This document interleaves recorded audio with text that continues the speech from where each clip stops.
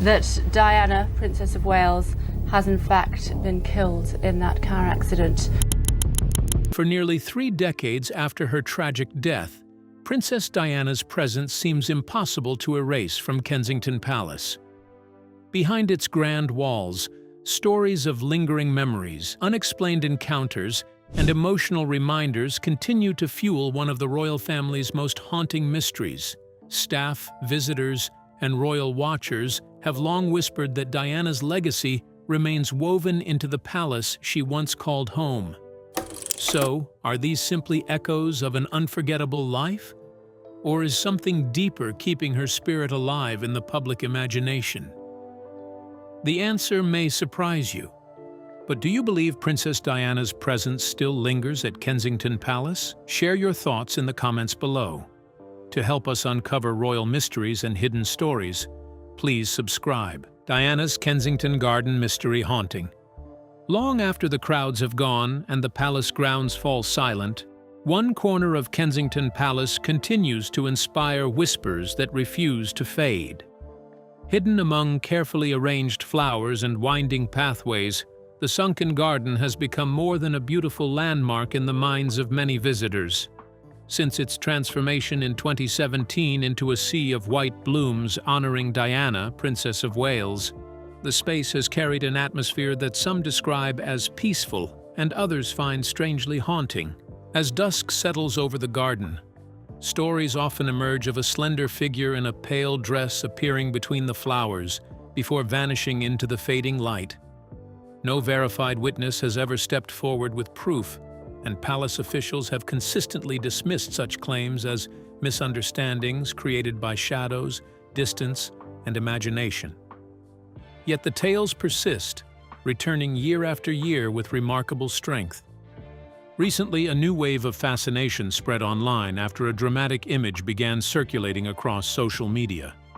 The picture paired an emotional-looking woman who appeared to resemble Diana with a grainy photograph of an old building. Marked circles and arrows pointed toward what some viewers insisted was a hidden figure lurking in the darkness. Almost immediately, speculation exploded. Some believed the image hinted at a secret long buried, while others argued it was simply another example of people seeing what they expected to see. The truth remains far less dramatic. Experts often point to poor lighting, emotional associations, and the powerful influence of suggestion. Still, facts rarely diminish a compelling mystery.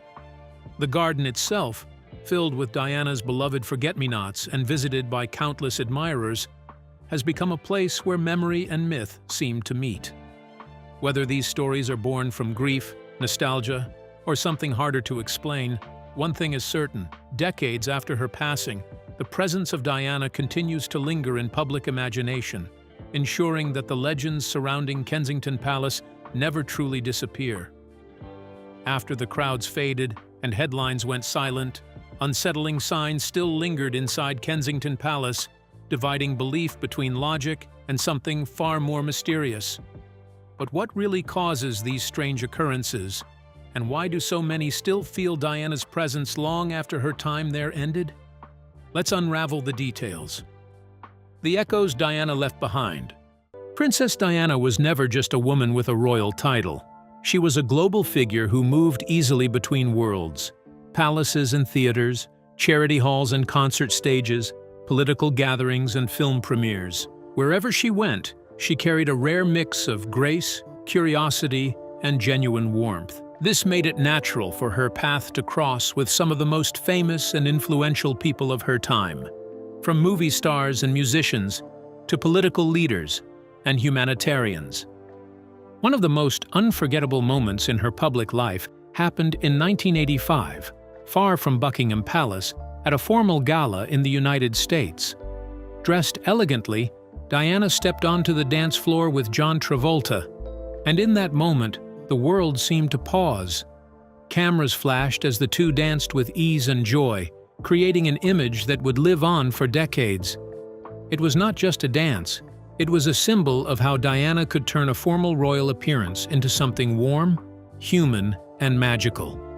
Her connections with the music world ran deep, In 1993, she met David Bowie backstage at a World AIDS Day concert. This was not a casual meeting. It reflected Diana's strong commitment to causes many were afraid to touch at the time. She listened, asked questions, and showed sincere interest, using her position to shine light on issues surrounded by fear and misunderstanding. Around the same period, she also shared conversations with the legendary Elizabeth Taylor after a Broadway show, two women known for glamour, but also for their compassion and advocacy. Diana also shared a visible and emotional bond with Elton John. Their friendship became especially clear during the 1990s, as they appeared together at events and supported similar humanitarian causes. Elton John later spoke openly about her kindness, her struggles, and her deep concern for others, offering the world a glimpse into who Diana was when the cameras were off. Her world extended well beyond entertainers. Diana was photographed sharing laughter with Nancy Reagan, showing her ease around political figures. Yet she was just as comfortable sitting quietly beside Mother Teresa, forming a friendship built on shared compassion for the poor and the forgotten. These moments revealed a princess who valued service over status. At charity concerts, she also met Luciano Pavarotti, supporting causes that blended culture with care for humanity. Diana's presence was also felt strongly in the world of film and business. She crossed paths with entrepreneur Richard Branson, representing innovation and bold ideas. She met acclaimed director Steven Spielberg, alongside members of the Jurassic Park cast, showing her interest in storytelling and modern culture. At a London film premiere, she was introduced to Hollywood's golden couple at the time, Tom Cruise and Nicole Kidman, blending royal tradition with global cinema. She even met Tom Hanks at a preview event, another example of how her life placed her at the crossroads of global culture. Yet what stood out was never the fame of the people around her. It was how she treated them. Diana listened more than she spoke, smiled easily, and made others feel seen. Throughout her life, Princess Diana built bridges without effort. She connected art with activism, fame with empathy, and royalty with real human emotion. Whether standing beside world leaders, singing legends, or film stars, she remained deeply herself, compassionate, curious, and unafraid to reach across boundaries. In doing so, she left behind more than photographs and headlines. She left a powerful reminder that true influence comes not from titles, but from the ability to touch lives across every divide. What exactly is it that the celebrities could not handle about Princess Diana? Could it be due to her fame, appearance, carriage, or something else? Let's delve into the details of Princess Diana's UAL nature. Princess Diana's hidden letters, the truth beneath the royal seal. It began quietly, almost too quietly, for the magnitude of what was about to unfold. In July 2004, inside a modest London auction house, an unassuming catalog entry caught the attention of a few sharp-eyed collectors. No royal announcement, no headline-breaking discovery, just a small description buried between pages of antique jewelry and fine art. Yet that simple listing held something far more valuable than gold: a private collection of Princess Diana's handwritten letters. These were not official notes drafted by palace aides or polished statements approved for public release. They were Diana's own words, unguarded, tender, and achingly human. The letters had once belonged to Violet Collison, a woman who had been much more than a housekeeper to the Spencer family. For decades, Violet had been a quiet presence in Diana's life, witnessing her transformation from a shy schoolgirl at Althorpe into a radiant young woman destined to marry a future king. When Violet passed away, her family discovered the letters tucked away like hidden treasures, bundled with ribbons, their pages carrying the delicate scent of old paper and faint traces of perfume. Among them was a letter dated 8th July 1981, written just weeks before Diana's wedding to Prince Charles. The world still remembers that fairy tale ceremony. The silk gown with a 25-foot train, the crowds lining London's streets, the billions who watched on television. But the Diana revealed in that letter was not the picture-perfect bride the cameras captured. Her words told of fittings that never seemed to end, endless lists of guests she didn't know, and royal rules that made her head spin. Yet amid the chaos, she found humor in it all, joking that everyone's rushing around like headless chickens while the bride remains perfectly calm. It was that light-hearted honesty, that ability to laugh even when overwhelmed, that made the public fall in love with her. As the years unfolded, the tone of her letters shifted. The playful scrawls of a young princess gave way to reflections filled with deeper emotion. Loneliness, determination, and an unwavering devotion to her two sons. One particularly touching letter, dated June 21, 1989, offered a glimpse into the kind of mother she was. Written on Kensington Palace stationery, it was addressed to Sergeant George Plum of the Special Escort Group, thanking him for organizing a motorbike display for William's 7th birthday. "It was so nice of you and your team to come," she wrote warmly. "I can't tell you how much joy the show brought to all those kids and their mothers." Beneath her graceful signature were the small, uneven scribbles of William and Harry, their childish handwriting capturing a moment of pure happiness far removed from the pressures of palace life.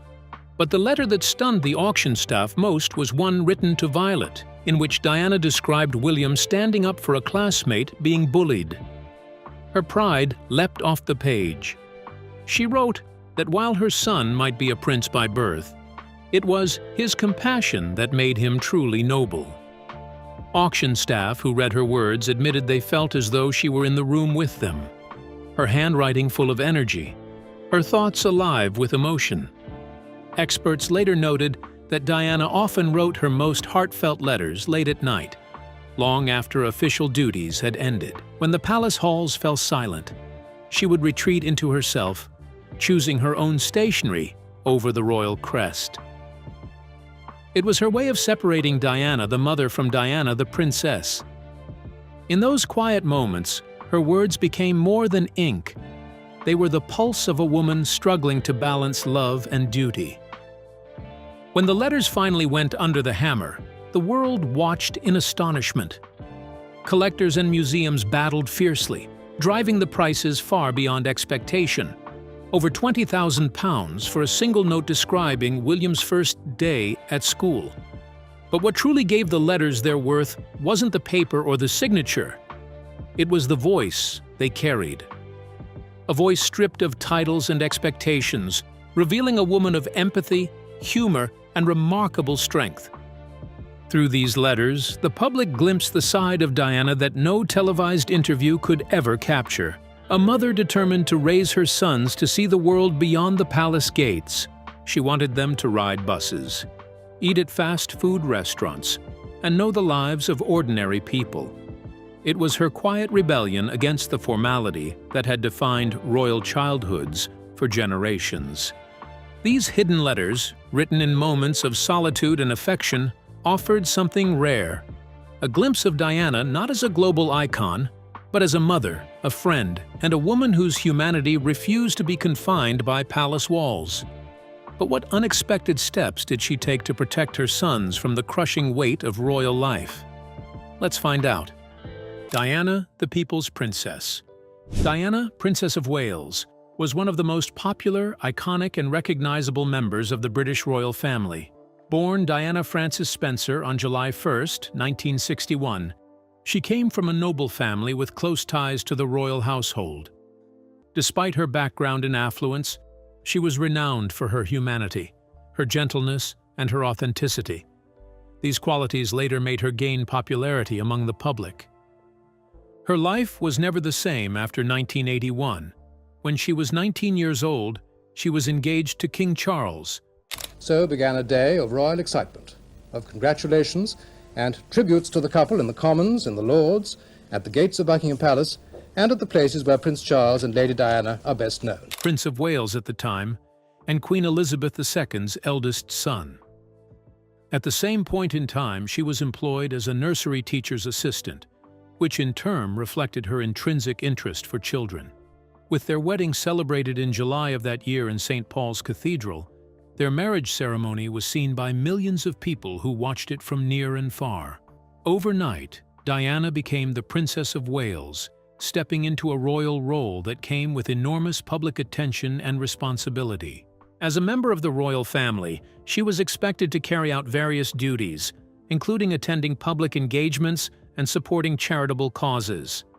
She quickly won the hearts of people everywhere with her beauty, charm, and compassionate nature.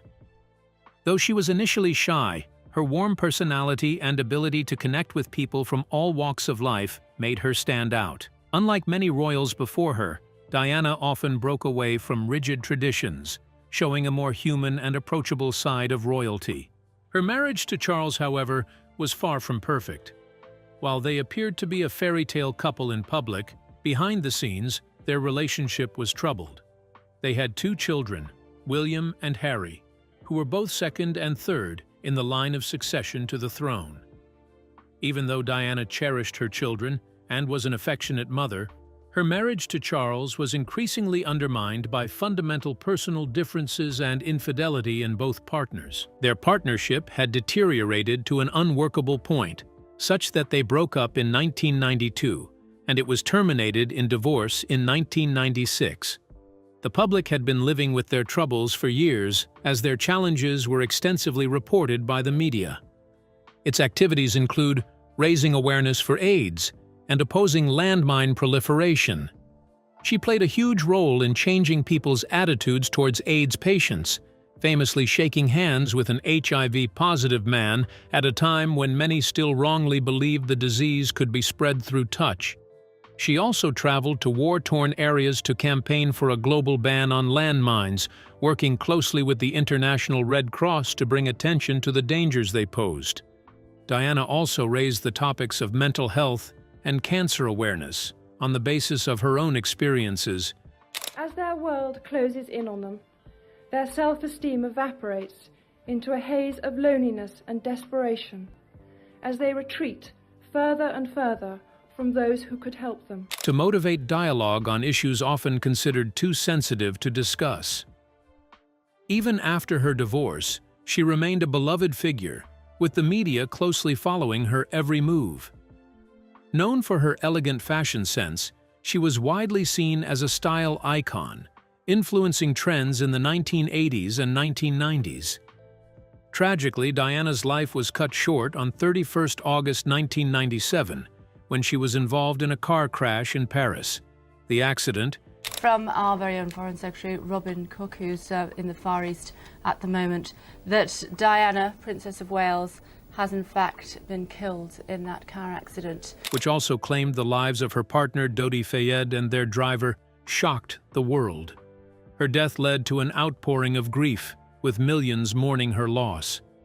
An investigation by the Metropolitan Police later concluded that the crash was caused by reckless driving, leading to a verdict of unlawful killing. But while the world saw Diana as the beloved people's princess, was she truly happy behind palace walls? Warmth and withdrawal. Those who worked closely with Dickie Arbiter, the long-serving press secretary at Buckingham Palace, often say his memories offer a rare, honest window into life behind the royal curtains. During his 5 years working with Diana, Princess of Wales, Arbiter saw a woman who could be warm, playful, and captivating one moment, and withdrawn and distant the next. To him, Diana was never simple to understand. She was fascinating precisely because she was complex. Arbiter first met Diana just 3 days before her wedding to Prince Charles in July 1981. She was still very young, stepping into a world filled with rules, expectations, and constant attention. Over time, as Arbiter worked closely with her, he began to grasp the many layers of her personality. Later, he wrote about these experiences in his memoir, On Duty with the Queen, offering readers a thoughtful look at what it was like to work alongside one of the most watched women in the world. In Arbiter's view, Diana could be delightful company. When things were going well and unfolding the way she hoped, she was lively, engaging, and genuinely fun to be around. She laughed easily, connected quickly with people, and made those around her feel seen and valued. But when plans changed, or when someone challenged her wishes, a very different side could emerge. If something clashed with what she wanted, or how she wanted it done, she could suddenly pull away. Communication would stop, the warmth would vanish. Those close to her would feel shut out, left waiting until she decided to let them back in. These periods of silence, which Arbiter called freezes, could last for days or even weeks. What made them more difficult was that no one was exempt. Staff, advisors, and even senior figures felt the chill at one time or another. Over time, Arbiter learned an important lesson: not to take it personally. He came to see these moments as part of Diana's emotional makeup, rather than a deliberate attempt to hurt others. People who worked at the palace during that period noticed a striking contrast between Diana's public image and her private struggles. In front of the cameras, she seemed to glow. She could walk into a room and instantly lift the mood. Her smile felt genuine, her presence electric. Yet behind the scenes, the pressure weighed heavily on her. She cared deeply about how things were done and had strong opinions about her work and her public role. When someone disagreed with her, even politely, she could retreat inward, creating distance almost immediately. Arbiter shared one clear example of this tension. After the England football team lost an important match, Diana had planned to host a reception for them. Arbiter suggested that canceling the event might be wiser, given the circumstances. Diana disagreed. She went ahead with her plan, but afterward, she stopped speaking to him entirely. The silence lasted 2 weeks. For Arbiter, this incident captured both her determination and her sensitivity. Other aides described Diana as deeply emotional and powerfully driven. When she believed in something, she committed herself fully, with remarkable energy and passion. That same intensity helped make her exceptional at her public duties, but it also meant her moods could shift quickly. She disliked being controlled or confined by royal traditions and reacted strongly when she felt restricted. Despite these challenges, Arbiter never lost his respect for her. He consistently described Diana as professional, approachable, and extraordinarily charismatic. When it came to connecting with the public, she seemed almost instinctive, as if she had been preparing for that role all her life. Royal historians note that Arbiter's memories highlight the very dual nature that made Diana unforgettable. She was open yet guarded, tender yet firm. This blend of deep compassion and strong inner control drew people toward her, even as it made her personal world far more complicated than it appeared. Despite being described with these, Princess Diana hardly escaped public scrutiny. How was she able to navigate through the choking fame? Let's dive into the details of Princess Diana's life under the media's gaze. Princess Diana's unseen devotion. Princess Diana's life was never just about public appearances or royal protocol. Beneath the global fascination, she was first and foremost a mother, determined to give William and Harry a childhood that felt real, even within the gilded walls of Kensington Palace. She understood that growing up as a prince could easily trap a child in a bubble of privilege, cut off from ordinary joys and the simple lessons of everyday life. From the very beginning, Diana sought to expose her sons to experiences that would teach them empathy, kindness, and resilience. Trips to amusement parks, walks on public buses, or shared meals at humble cafes were not mere photo opportunities. They were deliberate steps to let her children understand the world beyond the palace gates. Yet Diana's devotion extended far beyond ordinary outings. She recognized the relentless glare of the media and the pressure it could place on young hearts. Every carefully arranged photograph, every officially sanctioned moment, whether it was William's first day at school or a family vacation, was part of a balancing act. She gave the public just enough glimpses to satisfy curiosity while fiercely protecting her son's privacy. Behind the polished images, Diana's letters reveal her tireless effort to manage this delicate equilibrium. Handwritten notes to confidants, often filled with maternal pride, were glimpses of a woman striving to shield her children from the harsh realities that fame would inevitably bring. One striking feature of these letters, rediscovered in a London auction in July 2004, was their intimacy. They were never meant for public eyes, yet they spoke volumes about her priorities, her fears, and her love. By the time the collection resurfaced, William was already a young man at university, carrying forward lessons shaped by his mother's care. Reading her words, one could see how deeply Diana had prepared her sons for the weight of their public lives, instilling in them values she believed mattered more than titles. The letters were not just accounts of daily events. They were evidence of a deliberate, loving strategy to guide her children toward compassion and understanding in a world that often demanded polished appearances over authenticity. Diana's protective instincts often took subtle, quiet forms. She would write late at night, after official duties had ended, using her personal stationery instead of palace-issued paper. This small gesture allowed her the freedom to reflect honestly, to write from the heart without the constraints of royal expectation.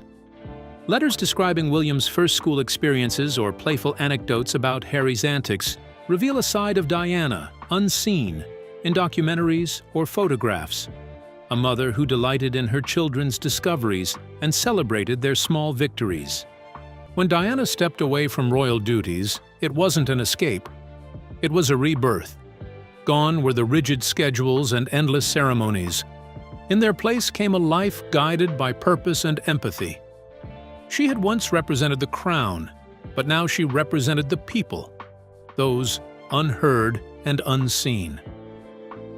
Rather than juggling over 100 patronages, she chose a few causes that deeply resonated with her heart: children's hospitals, AIDS awareness, homelessness, and the global fight against leprosy. Each appearance, each handshake, carried warmth that no royal decree could command. Her independence, however, did not mean distance from her sons. If anything, it drew them closer. Diana built her days around William and Harry's routines: school drop-offs, sports matches, and quiet dinners at Kensington Palace. Teachers remembered her as approachable and deeply involved, a mother who knew her sons' favorite subjects, their fears, and their dreams. She wanted them to grow up grounded, connected to the world beyond palace gates. Yet, beneath her radiant public smile, a quieter unease lingered. Without the shield of royal protection, Diana often felt vulnerable. In a letter she wrote to her trusted butler Paul Burrell in October 1995, she confessed her fears, terrifying thoughts of a planned accident that might end her life. Whether rooted in anxiety or genuine danger, those words revealed the deep isolation that shadowed her freedom. Still, she refused to retreat. Courage became her armor. In January 1997, she walked through a live minefield in Angola wearing a flak jacket and visor, an act that transformed global awareness of landmine victims. That single image, Diana, head held high amid danger, captured everything she had become: fearless, compassionate, and determined to make the world pay attention.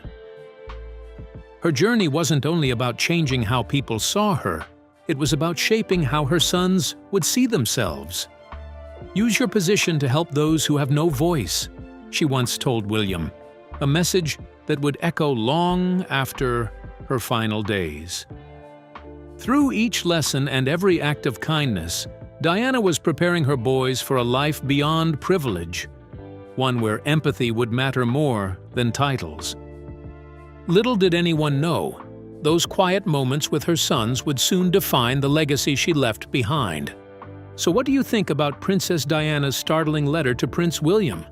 We'd like to hear your thoughts in the comments, and don't forget to like and subscribe.